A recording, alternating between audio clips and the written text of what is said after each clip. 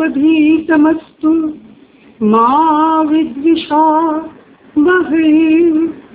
ओम शांति शांति शांति।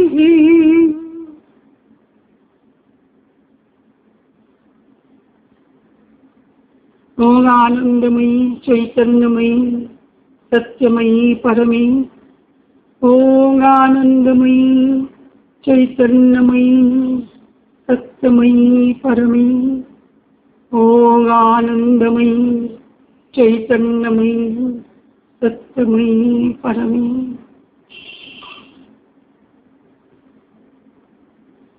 ओम नमो भगवते श्रीअरविन्दाय।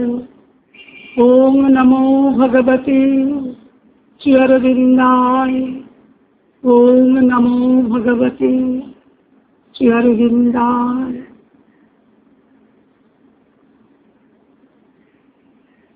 ইমাম শ্রী অরবিন্দের চরণে আমার শতকোটি প্রণাম। আমাদের শ্রী অরবিন্দের জন্মদিন পালিত হয়েছে 3 দিন আগেই। সেই রেশ এখনো চলছে। আমাদের গীতা নিবন্ধের অনুধ্যানের ক্লাসে সকলকে আমার শুভেচ্ছা, আন্তরিক প্রীতি, ভালোবাসা। আমাদের গীতার 7ম অধ্যায় হচ্ছিলেন আলোচনা জ্ঞানবিজ্ঞান যোগ। জ্ঞানবিজ্ঞান যোগের আমাদের প্রথম 13টি মন্ত্র পর্যন্ত একটি প্রকরণ, যেখানে ভগবান নিজের 2টি প্রকৃতির কথা বলেছেন, যেখানে এই সৃষ্টির মধ্যে যে তিনি অনুস্যূত আছেন সে কথা বলছেন। অর্থাৎ বলেছেন না, তোমাকে এমন জ্ঞানের কথা বলবো, অর্জুনকে বলছেন যে যেমন যে জ্ঞানের দ্বারা তোমার সমস্ত আর কিছু জানবার অবশিষ্ট থাকবে না, তুমি সমগ্রভাবে জানতে পারবে। সেই সমগ্রভাবে জানাটা কি, এটি 7ম অধ্যায় ধরে বিবৃত। প্রথম এখানে ভগবান যে প্রথম 6 অধ্যায়, যে প্রথম শতকে, সেখানে কর্ম জ্ঞানের সমন্বয় হয়েছে। আর এই 7ম অধ্যায় থেকে 12শ অধ্যায় 2য় শতক শুরু হচ্ছে, এখানে কর্মজ্ঞান ভক্তির সমন্বয় দেখা। তার আগে কি বলছেন যে আমার ভগবানের 2 প্রকৃতি, যেটি গীতার একটি অভিনবত্ব, পরা প্রকৃতি এবং অপরা প্রকৃতি। ভগবানের পরা প্রকৃতি জীবভূতা হয়েছেন বলেছেন, আর অপরা প্রকৃতি হচ্ছেন বাইরের যে বাহ্য জগৎ, মূল যে জড় অবস্থা 5টি বলছেন ভূমিরাপ অনল বায়ু খাঙ্গমন বুদ্ধির এইটা অহংকার নীতিয়ং মে ভিন্না প্রকৃতি রাষ্ট্রতা। ক্ষিতি অপ্তেজ মরুদ্বম, এই পঞ্চভূত, এই 5টি যেটি হচ্ছেন জড়বস্তু, এই মূল যেটি আমাদের যার যে তন্মাত্র, পঞ্চতন্মাত্র রূপ রস গন্ধ স্পর্শ শব্দ, যা দিয়ে আমাদের ইন্দ্রিয়ের সঙ্গে বিষয়ের সংযোগ হচ্ছে, সেই পঞ্চভূতেই আমাদের ইন্দ্রিয় গড়া। এই 5টি আর মন বুদ্ধি অহংকার, এই 3টি, এই 5টি মিলে অপরা প্রকৃতি। এখন শ্রী অরবিন্দ বলছেন এই অপরা প্রকৃতিও কিন্তু একটু ভগবানেরই সৃষ্টি। গীতার কতগুলি মানে ধাঁধার মতো বাক্য আছে, সেটিকে সুন্দর করে ব্যাখ্যা করছেন শ্রী অরবিন্দ। বলছেন আমরা সেই অংশটি আজ অনুধ্যান করব, যে এই যে আমাদের অপরা প্রকৃতির যে আমাদের আকর্ষণ, অজ্ঞান, মোহ, বাসনা, কামনা, ক্রোধ, যেটি এসেছে কোথা থেকে? ভগবান বলছেন মই সর্বমিদং সূত্রং প্রতম সূত্রে মণিগণাইব, আমাদের সব কিছু ওতপ্রোত হয়ে আছে।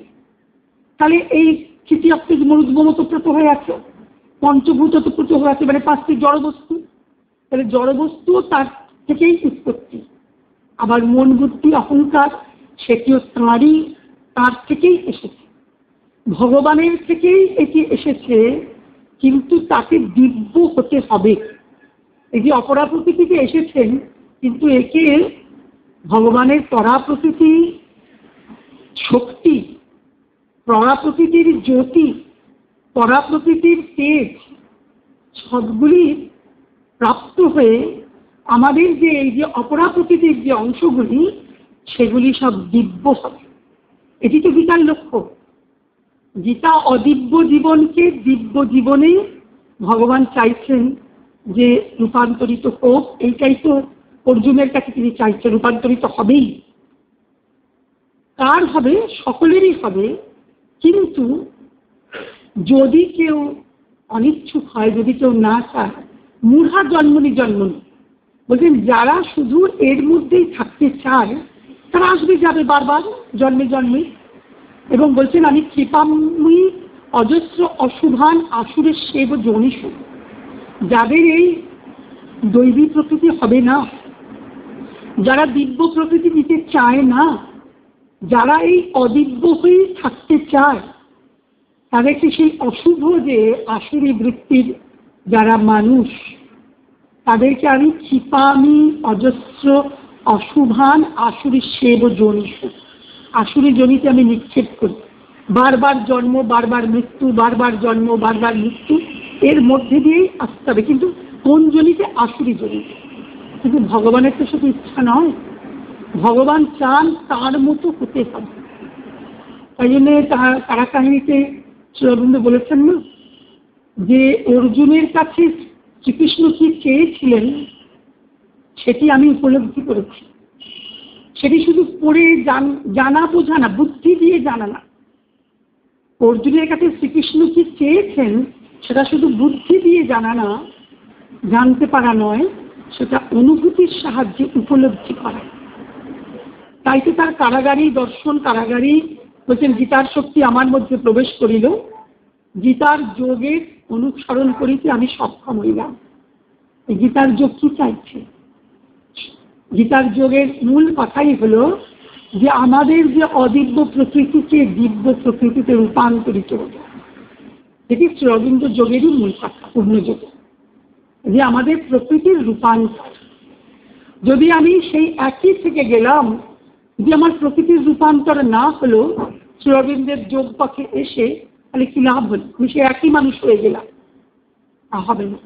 তাই এখানে বলছেন যে আমরা মনে করি যে গীতার কথা, ধাঁধার কথা বলছিলাম, ভগবান বলছেন নত্বহং তেষুতে মহি। তাহলে এই পঞ্চভূত তার থেকে এসছে, জড় প্রকৃতি, বাসনা, কামনা, ক্রোধ, মন, বুদ্ধি, অহংকার, মনের বিভ্রান্তি, ভ্রান্তি, আমাদের যত কিছু ভুল বিভ্রম সবই এসেছে, তাহলে তার থেকেই বলছেন নত্বহং তেষুতে মহি। তেষু মানে এরা আমাতে সকলেই আছে, না তু অহং তেষু, আমি তাদের মধ্যে নেই। তাহলে কেমন শুনে কথাটা শোনাচ্ছে? তারা আমার মধ্যে আছে, তে মুই, তারা আমার মধ্যে আছে। কারণ বলছেন অহমিদং প্রতম সূত্রে মণিগণ আইব। মণিদের যেমন একটা মালা, মুক্তার মালার মধ্যে দিয়ে সুতো যায়, সেরকম প্রতিটাকে ছুঁয়ে ছুঁয়ে মুক্ততে গেছে মাছটা। তাহলে তিনি সর্বভূতে আছেন।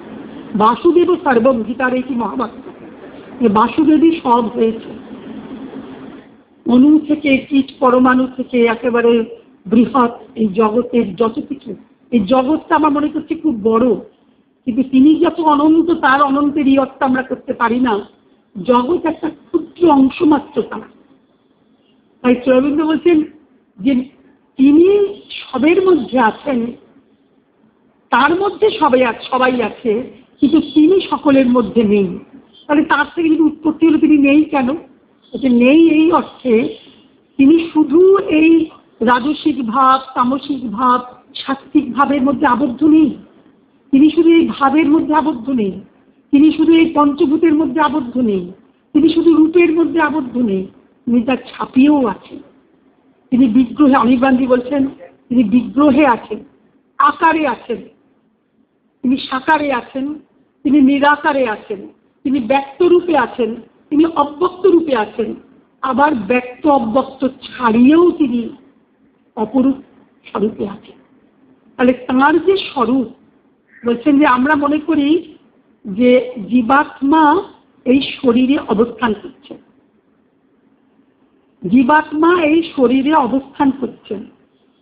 শ্রী অরবিন্দ বলছেন না, জীবাত্মা শরীরে অবস্থান করছেন না, শরীরই জীবাত্মার মধ্যে অবস্থান করছে। আত্মার শক্তিতেই এই শরীর, শরীরের মধ্যে জীবাত্মা নয়। খুব চিন্তা করার ব্যাপার কিন্তু। তাহলে আত্মা দিয়েই গড়া আমরা। এই ভাবটি কি শুধু দেহ নই, শুধু প্রাণ নই, শুধু মন নই, শুধু বুদ্ধি নই, শুধু অহংকার নই। তাহলে কি দিয়ে গড়া? না আত্মার শক্তিতেই জীব তৈরি হয়েছে। তাই বলছেন পরা প্রকৃতি জীবভূতা হয়েছেন যখন বলছেন জয়েদং ধার্যতে জগৎ। আর একটা প্রকৃতি আছে অপরা প্রকৃতি, যার দ্বারা এই আমি জগৎকে ধারণ করে আছি। তাহলে সেই পরা প্রকৃতি এবং জীব কিন্তু এক নয়। কারণ জীবের মধ্যে অজ্ঞানতা আছে, বাসনা আছে, মোহ আছে। সেটা কিসের কারণে হচ্ছে? সেটা বলছেন ত্রিভি গুণময়ের ভাবই ভাবই এভি সর্বমোহিতং জগৎ। বলছেন এভি সর্বমিদং জগৎ। ত্রিভি গুণময়ের ভাবই এভি সর্বমিদং জগৎ। তিনটি যে গুণময় অবস্থা, সত্য রজ তম, এই তিন গুণের দ্বারা মোহিতং নাভি জানাতি মামেগম পরমব্বয়ম। এই তিন গুণের দ্বারা আমরা মোহিত হয়ে যাচ্ছি। তাহলে আমি ভগবানের পরাপ্রকৃতির সঙ্গে এক হব কি? কখন এক হব? যখন বলছেন, সেটি আমরা আজকের আমাদের অনুধ্যানের বিষয়, যে যখন তার আমার এই মোহিতং নাভি জানাতি মামেবম পরমব্বয়ম, যিনি তিন গুণের মায়ার দ্বারা মোহিত হয়ে আছেন, তিনি আমাকে পরমব্বয় সত্তায় জানতে পারেন না। কিন্তু তার পরাপ্রকৃতি তো জীবভূতা হয়েছেন বলছেন। তাহলে কথাটা কেমন হলো? তাহলে যদি পরাপ্রকৃতি জীবভূতা হয়েছেন, তিনি আবার মায়ায় মোহিত হন কি করে? বলছেন এটি হলো ভগবানের লীলা। এটি হলো লীলা যে তিনি মোহিত করছেন, আবার মোহমুক্তিও চাইছেন। এটি ভগবানের লীলা, যে তিনি সবই তাঁর থেকে যখন এসেছে, মায়াও তাঁরই। সেই মায়া কেমন মায়া? বলছেন দৈবিক শেষা গুণময়ী মম মায়া দূরত্বয়া। আমার মায়া হলো দৈবী মায়া।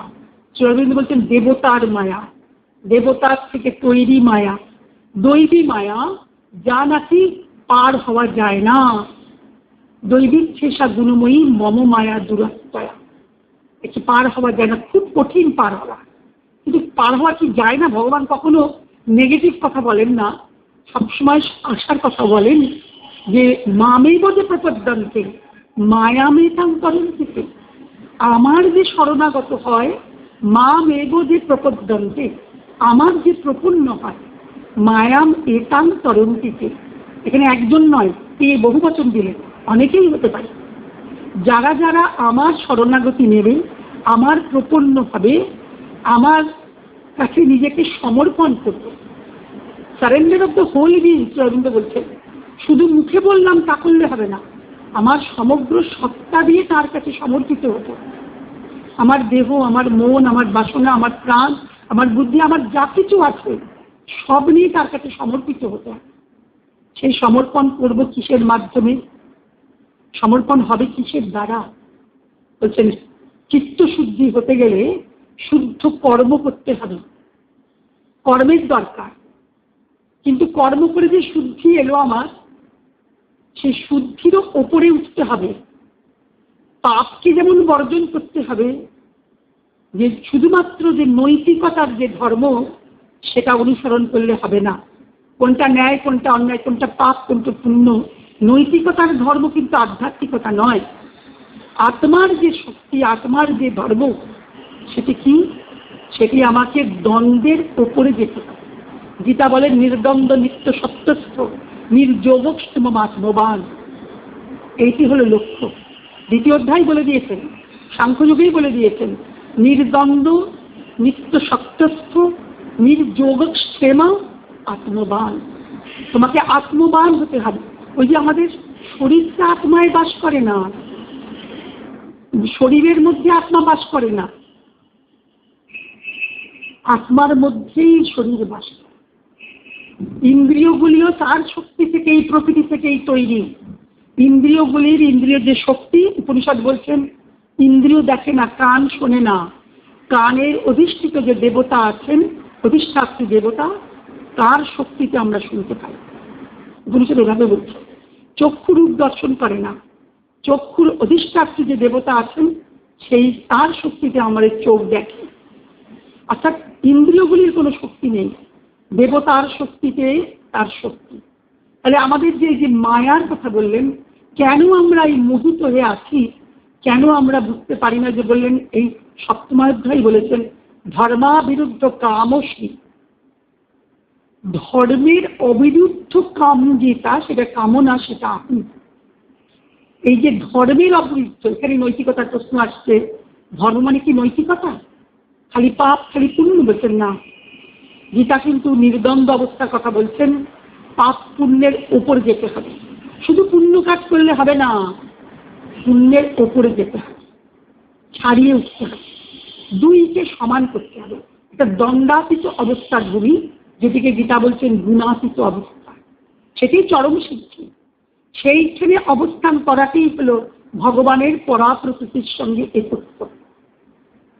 পরাপ্রকৃতির শক্তি যেটি, তার অখণ্ড যেটা মূল আমাদের যে সত্তা, তার মধ্যে যে শক্তি আছে সেই শক্তি হলো পরাপ্রকৃতির শক্তি। কিন্তু আমরা সেই সত্তা থেকে বিচ্যুত হয়ে আমরা নিচের প্রকৃতির টানে, আমাদের যেখানে অজ্ঞানতা মোহ আমাদের সবই কিন্তু ভগবানের থেকেই এসেছে, কিন্তু আমাদের তো সেই দৃষ্টি নেই যে ভগবানেরই পাপ ভগবানেরই পুণ্য, এই দৃষ্টি আমাদের নেই। যতদিন না আসছে দণ্ডাতীত ভূমিতে যাচ্ছি, ততদিন শ্রী অরবিন্দ বলছে ততদিন এই জাগতিক দৃষ্টিতে এই প্রাতিভাসিক সত্য জগৎটাকে মানতে হবে। এটা কিন্তু মিথ্যা নয়। এই যে আমরা দেখছি জড় জগৎ, এটা কিন্তু মিথ্যা নয়, প্রাতিভাসিক সত্যতা আছে, ব্যবহারিক সত্যতা আছে, পারমার্থিক সত্যতা নেই। যতক্ষণ না আমার সেই পরাপ্রকৃতির সঙ্গে আমার একত্ব বুদ্ধি হচ্ছে, ততক্ষণ কিন্তু আমাদের এইখানে ভেদ বুদ্ধি থাকবেই। সেটা ভেদ বুদ্ধি রাখাটাই উচিত। সবাইকার তো ভেদ বুদ্ধি চলে যাবে না। যিনি ওই ভগবানের পরাপ্রকৃতির শক্তির সঙ্গে অবিনাভূত হয়েছেন, একত্ব বোধ করতে পেরেছেন, তিনি ভেদে রয়েছে অবস্থায়, সেটাই ব্রাহ্মস্থিত। সর্বং খল্লিদম ব্রহ্ম বাসুদেব সর্বম। শ্রী অরবিন্দ দেখছেন যে সামনে শান্তি দাঁড়িয়ে আছে, শান্তি নয়, স্বয়ং ভগবান বাসুদেব তাকে পাহারা দিচ্ছেন।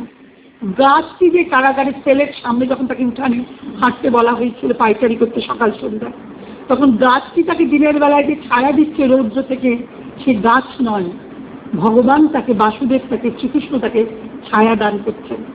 যে কম্বলে তাকে শুতে দেওয়া হয়েছে, সে কম্বলে শুয়ে মনে করছেন এটি কম্বল নয়, এটি তার সখা বাসুদেবের আলিঙ্গন যে আছে। এই যে অনুভূতি, এটি কারাগারই তো পেয়েছেন। তাই তো গাড়িপুর আশ্রম বলেছেন কারাগারকে, আমরা জানি। কারাকাহিনীকে বিবৃত করেছেন যে হৃদয়স্থ নারায়ণকে দর্শন করিবার জন্য বহুদিন ধরে উৎকট আশা পোষণ করিতাম বলেছেন। সেই হৃদয়স্থ নারায়ণের দর্শন তিনি জেলের মধ্যে পেয়েছেন, বন্ধনের মধ্যে থেকে, বন্ধন মুক্তির গীতার যোগ, এই বন্ধনের মধ্যে থেকে, এই সহস্র বন্ধন মাঝে লভিব মুক্তির সাথ। রবীন্দ্রনাথ বলছেন না যে বন্ধনের মাঝেই মুক্তি, সেই মুক্তি, এই আমার মুক্তি আলোয় আলোয়, এই আকাশে আমার মুক্তি, বিরাটত্ব। ব্রহ্ম হওয়া মানে কি? বৃহত্তাদ বৃহৎপদ ব্রহ্ম ইতি গিয়াতে, বৃহৎ হওয়া, বড় হওয়া, ছোট আমিটা বড় আমিতে বিস্তারিত হওয়া। এই বলছেন যে আমার এই যে শরীর, আমার এই মন, আমার এই বুদ্ধি, আমার এই প্রাণ, সব আত্মার মধ্যেই রয়েছে, সব জীবাত্মার মধ্যেই রয়েছে। তাই ভগবান দ্বাদশ অধ্যায় গিয়ে বলবেন যে তুমি আমাকে মন দাও অর্জুন, মজ্জেব মনো আধৎস। এখন প্রস্তুতি শুরু হচ্ছে, ভগবানের দিকে আকর্ষণ করার প্রস্তুতি শুরু হচ্ছে। মজ্জেব মনো আধৎস, আমাকে মনটাকে তুমি দাও। মই বুদ্ধি নিবেশ করো, আমাকে বুদ্ধিকে নিবিষ্ট করো। নি বশিষ্যসি মজ্জেব, এখানে বাস করার কথা বললেন, কিন্তু এটি শ্রী অরবিন্দ বলছেন আত্মার মধ্যেই শরীর বাস করে, শরীরের মধ্যে আত্মা বাস করে না। এটি উপলব্ধির বিষয়। এই যখন উপলব্ধি হবে, তাহলে আমি তো আত্মবশ, আমি তো আত্মাই, এটা তখন তো দেহ নই আমি। দেহাত্ম বুদ্ধি আমাদের অজ্ঞানতার কারণ। এই দেহটাকে আমরা আমি বলে যাই, তাই বলি আমার, কিন্তু আমরা কি বলি? আমার শরীরটা ভালো নেই, আমার মনটা ভালো নেই, আমার হাত পাতা ব্যথা করছে। আমি আর আমার দেহটা যে আলাদা আমরা বলার মধ্যেই কিন্তু বলছি। তাই যে বলছেন যে আমি কি বলছেন, আমি হলাম ধর্মের অবরুদ্ধ কাম। যে ইচ্ছা ধর্মের সঙ্গে বিরুদ্ধতা করে না, বিরোধিতা করে না, সেটা কোন ধর্ম? সেটা আধ্যাত্মিক ধর্ম, আত্মার ধর্ম, নৈতিকতার ধর্ম নয়। আর কি? আমি হলাম কি বলছেন, প্রণব সর্ববেদেশ। আমি সমস্ত বেদের মধ্যে আমি প্রণব। প্রণব মানে ওঙ্কার। ওঙ্কার, ওঙ্কারের মধ্যেই সমস্ত শব্দ বাক্য আমরা যা ভাষায় ব্যবহার করি, সমস্ত শব্দ এবং বাক্যের মূল নিহিত আছে ওঙ্কারের মধ্যে। তাই প্রণব সর্ববেদেশ।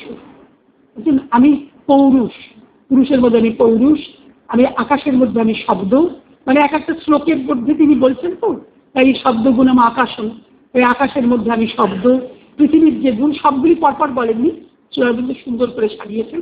আমরা একটু অনুধ্যান করি অধ্যায় ধরে। আমরা সপ্তম অধ্যায় 13 মন্ত্র পর্যন্ত এই ভগবান নিজের স্বরূপটি বিবৃত করেছেন, যেখানে সমগ্র জ্ঞান তিনি অর্জুনকে দিচ্ছেন। সমগ্র জ্ঞান মানে কি বললাম, যে আমি সর্বভূতে আছি, নত্যহং তেষু তেমনি। আমি তারা আমার মধ্যে আছে, কিন্তু আমি তার ছাপিয়েও আছি। আমি তাদের মধ্যে নেই, অর্থাৎ আমাকে ক্ষুদ্র খণ্ড ভেব না, আমি অখণ্ড। যে আমার এই যে অখণ্ড ব্রহ্মাণ্ড, কত ব্রহ্মাণ্ড আছে, যে ভগবান এত বিরাট, এত তিনি বিরাট, এত তিনি বিভু, এত অনন্ত, তার ভাব এত অনন্ত, তার একাংশে এই ব্রহ্মাণ্ড অবস্থিত। শ্রীঅরবিন্দ বলছেন, তাই বলছেন তিনি, আমি তাদের মধ্যে নেই, আমার মধ্যে সব আছে, আমি তাদের মধ্যে নেই। এটি হলো সমগ্র জ্ঞান। এটি নববোধ্যায় গিয়ে রাজবিদ্যা পর্যায়ে আবার বলবেন রাজগুচ্ছ। এটি হলো রাজগুচ্ছ জ্ঞান।